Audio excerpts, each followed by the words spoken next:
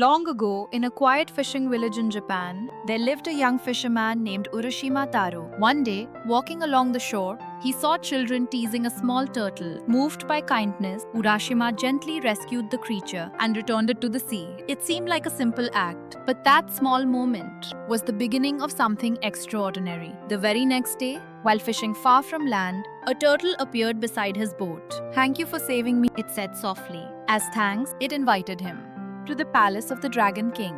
Before he could fully understand what was happening, the sea parted quietly, and Urashima was drawn beneath the waves.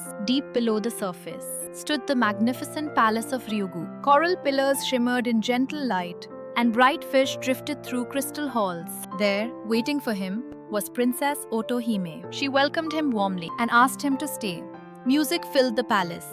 Laughter echoed through golden chambers. Time seemed to stand still. It felt like eternal spring beneath the sea. But at last, Urashima began to think of home. "I must return," he said. Princess Otohime did not stop him. Instead, she handed him a small lacquered box. "This is a tamate bako," she said quietly. "No matter what happens, you must never open it." Urashima promised. The sea carried him gently back to shore. But the moment he stepped onto the sand, he knew something was wrong. The village looked unfamiliar. The houses had changed. The faces were strangers. No one remembered Urashima Taro. Soon, he learned the truth. A fisherman by that name had vanished many years ago. Overwhelmed with grief and confusion, he remembered the tamate bako. He hesitated.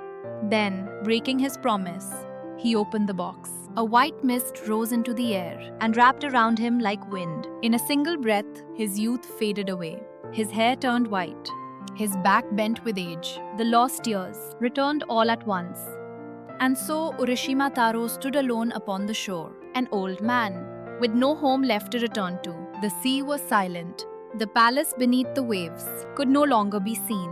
Yet those mysterious, beautiful days had truly existed. The waves continued to roll in and out. Perhaps beneath the sea, time flows differently.